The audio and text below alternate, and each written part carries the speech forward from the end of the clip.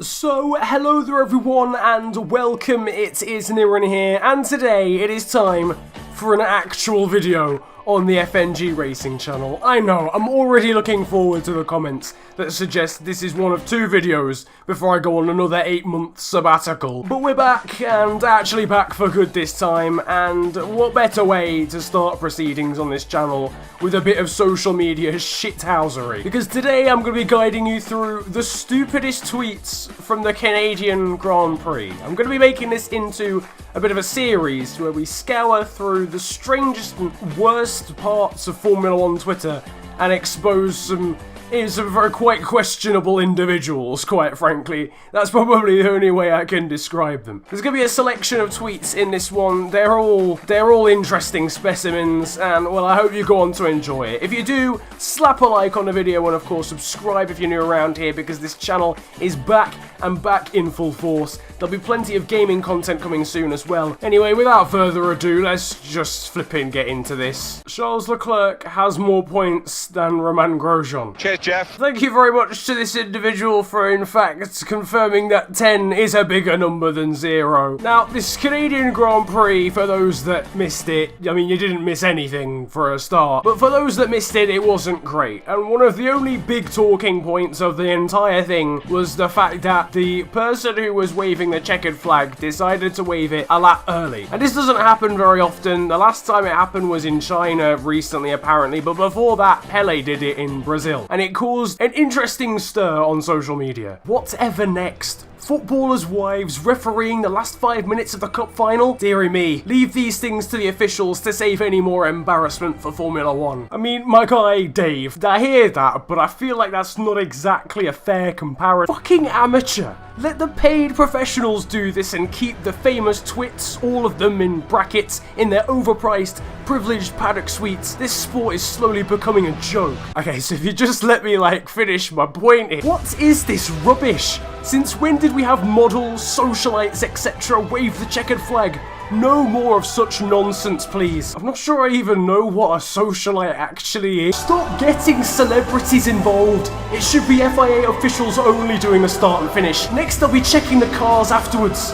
Fucking joke with 4 angry emojis. Look, listen, I understand why people are upset about this issue, because at the end of the day, it makes F1 look slightly unprofessional, and I hear that, but to just completely disregard celebrities having any role in the sport just seems completely naive and delusional. When you're trying to make Formula 1 an actual global spectacle that everyone knows about, you're gonna have to have these characters around the paddock at some point. And I understand maybe celebrities who don't know anything about Formula 1 necessarily shouldn't be involved in waving the flag. But I don't understand why people are getting annoyed about the fact that celebrities are in the paddock in the first place. And to add to that, apparently it wasn't even this model woman's fault in the first place. It was one of these so-called trained officials that told her when to wave the flag. They were probably just bored out of their minds. Even though it's a novel idea, this shouldn't happen anymore. It's kinda a joke. Only qualified personnel should be involved. How'd you get qualification to wave a flag? Now, on top of that, we've got a couple of people who are complaining that Daniel Ricciardo lost his DHL fastest lap of the race because of this incident, because they had to wipe it away. It happened on the final lap, which couldn't be classified, because the flag had been waved a lap early. So for a start on this topic, who in the flying gypsy actually cares? I'm not being funny, but there are literally 0 points awarded for fastest lap of the race, so it makes no impact on the championship, and whatever financial bonus Daniel Ricciardo would have got for this would have been pretty minimal in comparison to his usual standards. I'm sure he will in fact survive. So Sky Sports F1 released a story that the model wasn't actually to blame for this incident, and here we can see young Thomas saying, of course she is to blame, she was the one waving the flag, correct? Perhaps if you would stop letting people with 0 knowledge of the sport handle massively important duties, and then an uncomfortably long ellipsis. Of course, I was idiotic to think that maybe a race official could have used a mouth elf-like device to in fact communicate to the model that in fact that she should be waving the flag. Clearly, communication doesn't exist. Thank you for informing us, Thomas. Liberty are ruining the sport little by little. Bimbo models off the grid, but by all means use a bimbo model to stuff up the end of the race. I'm sorry, but it genuinely physically baffles me that people think they can talk about women in that sense. It's actually mind-blowing. Anyway, I think we're actually finally done now with that talk. What dickhead was waving the checkered flag a lap before the end? So off the back of Vettel's win in Canada, the Formula 1 account posted sort of a congratulations into Sebastian Vettel's 50 wins, into which someone replied with enjoy for now. What does that even mean? What do you mean enjoy for now? He's gonna enjoy that forever. You don't just lose wins out of nowhere. He's got 50 wins. He will continue to have at least 50 wins. I don't understand. What do you mean for now? Goodbye Mercedes championship. We're literally 7 races in and Lewis Hamilton is 1 point behind the championship lead.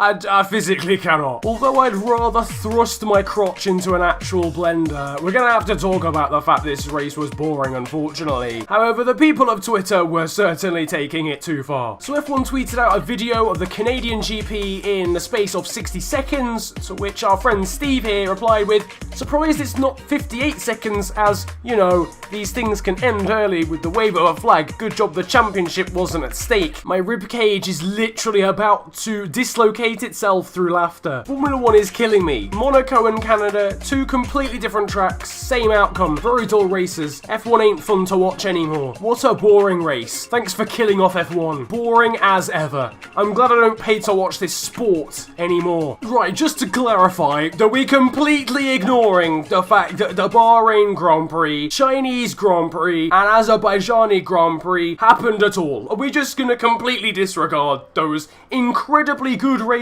and literally just talk about the 2 recent terrible ones? In fact, I'll tell you what, we'll chuck Spain in there as well, because the Spanish Grand Prix was pretty much awful as well, apart from the first lap. We've had good races this season. All of the first 4 races this season were above average for Formula 1 standards, okay? So why are people just... Okay, we've had 3 awful races. I'm not gonna lie to you. 3 awful races in a row. The sport isn't dead because of that. Why does everyone have such short memory, or selective memory even, and only remember the boring races? People should only remember the exciting races. I physically don't understand. And I don't really want to hear any of this old Formula 1 was the greatest. There were some horrendous Grand Prix in the old era as well. People need to fix up and actually just watch them instead of glorifying the past, because a lot of old races were shocking as well. But I do agree something needs to be done when it comes to racing. There isn't enough overtaking, and I know just the man to give us the answer. Adrian Cruz Lopez. Remove Halo, change back the logo. Honestly, the kids flipping nailed it, boys. Everybody go home. Hey Sky Sports F1, I will be cancelling my F1 subscription at the end of this season. I hear sleeping tablets are cheaper. I'm sure Sky are absolutely gutted that Paul from Derby, England, will be cancelling his Sky F1 subscription. Paul, I hate to break it to you as well, mate, but it's not Sky Sports F1's fault that the race was boring. Okay, they're probably the last people that would have wanted that race to be unentertaining. I can confirm they've got nothing to do with it, my lad. We now break away for a slight interlude away from the stupid tweets to take a look at some more gentle words from a Twitter user. Okay, yes, yeah, this is not what I meant, or, Next up, some choice words about Lewis Hamilton. You can only win from pole. Party mode pole winner. That will be a good name for you. I mean, he literally won in Baku from a position that wasn't pole. So, if I'm gonna be honest with you here, Roland, I'm not sure what you're getting at. It's only Hamilton... I can't even take that seriously. It's only Hamilton idiots calling it boring because their woman with the woe in brackets didn't win by 30 seconds. We have 1000% managed to find the worst tweet of them all to finish on. He even has ham in his I give up. Right, we've almost somehow made it through 10 minutes of the worst that F1 Twitter has to offer. That is that for the Canadian Grand Prix. If you enjoyed, slap a like on it, subscribe if you're new to the channel for more F1 and racing content. If you enjoyed that video, please let me me know, and I'll know whether to actually make it into a series. It was a bit experimental, but I had fun making it. Regardless of that, again, hope you enjoyed. Like and subscribe if you did. Follow me on social media if you want. My Twitter handle and Insta are @theofficialfng. But it's been a pleasure ranting at you guys today. Have a great day, enjoy yourselves, and goodbye. Wanna say yes, yes. Hope I see you next time. Said I want to be down, down, but it's hard sometimes.